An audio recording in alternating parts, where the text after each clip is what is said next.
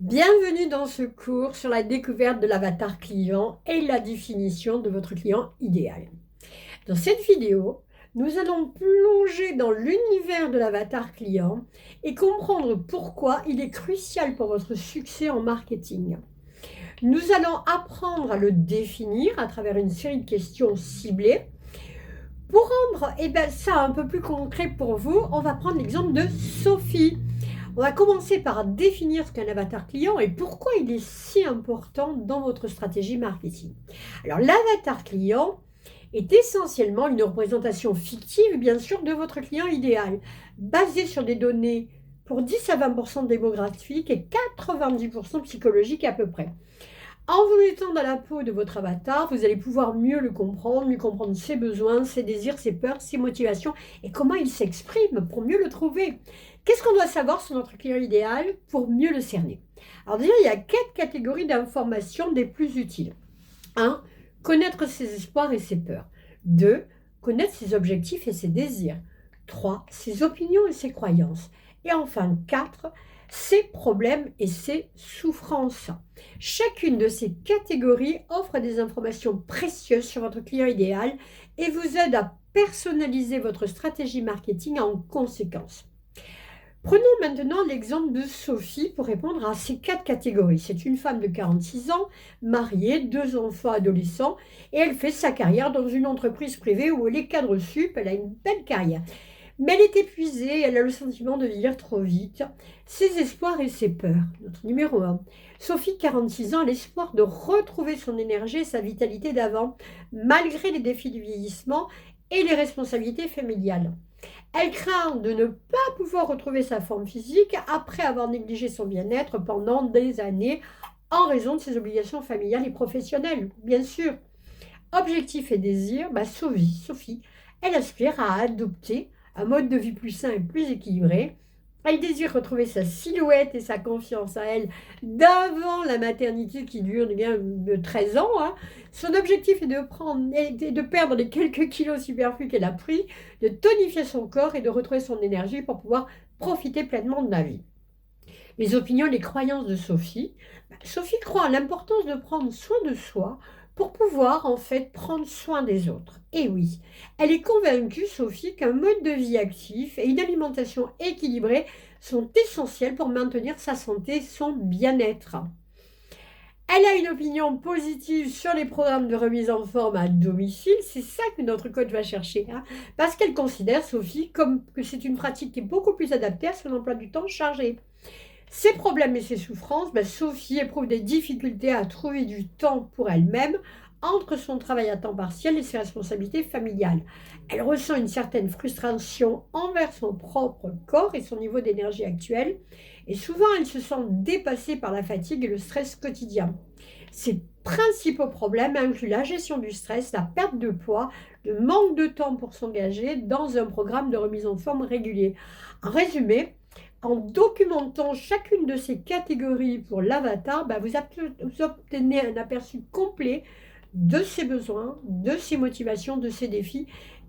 Et ça vous permet de mieux communiquer, ça vous permet de personnaliser votre stratégie marketing, mais aussi copywriting, pour mieux répondre à ses besoins spécifiques et l'aider à vous reconnaître pour que vous puissiez l'aider à atteindre ses objectifs avec vos offres. Maintenant, on va passer à l'exercice pratique. Vous avez une série de questions que vous devez vous poser en dehors de ces 4 pour découvrir votre avatar. Ces questions se trouvent dans la fiche juste en dessous à télécharger. Mais pour plus de facilité, on va le faire une fois déjà ensemble. Avec notre Sophie, un autre exercice sur une autre Sophie. Donc, la première question, c'est le résultat le plus important que vous pouvez aider une personne à atteindre.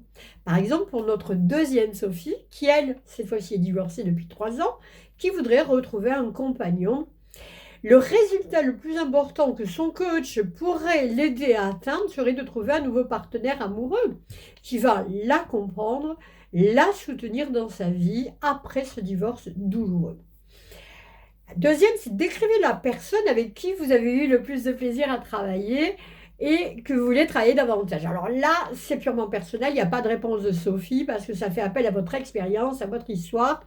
Quel est le cas, la problématique, le profil de personne que vous avez vraiment, vraiment aimé accompagner et donc vous aimeriez que ce soit toujours comme ça.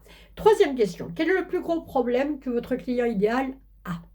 Par exemple, le plus gros problème de notre amie Sophie est de surmonter la douleur et la solitude après son divorce et de retrouver la confiance pour ouvrir à nouveau son petit cœur à l'amour. Et oui, c'est romantique.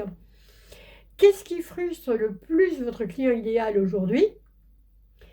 Par exemple, pour Sophie, la frustration principale, elle réside dans le fait de se sentir seule et incomprise et de ne pas savoir comment retrouver l'amour après son divorce.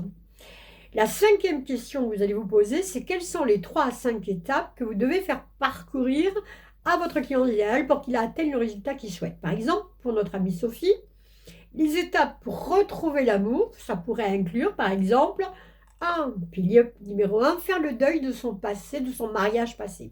Pilier numéro 2, travailler sur sa confiance en soi et son estime de soi. Pilier numéro 3, rencontrer de nouvelles personnes et explorer les activités sociales. Pilier numéro 4, prendre le temps de connaître quelqu'un avant de s'engager à nouveau. Un coach peut complètement aider ça. Qu'est-ce qui garde votre client idéal éveillé la nuit? Par exemple, pour Sophie, ce qui la garde éveillée la nuit, ce sont les pensées anxieuses sur son avenir amoureux. Il a peur de rester seule et l'incertitude quant à savoir si elle trouvera quelqu'un qui la comprendra et l'aimera à nouveau sérieusement.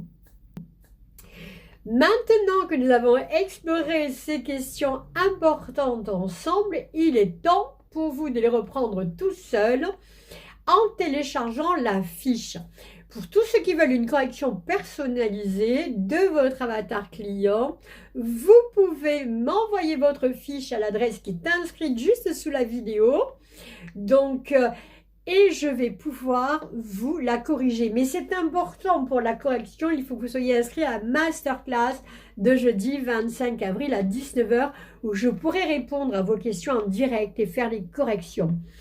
Continuez votre excellent travail et je vous retrouve demain pour la suite de notre formation où nous allons parler de vous spécialiser, de votre niche. À demain!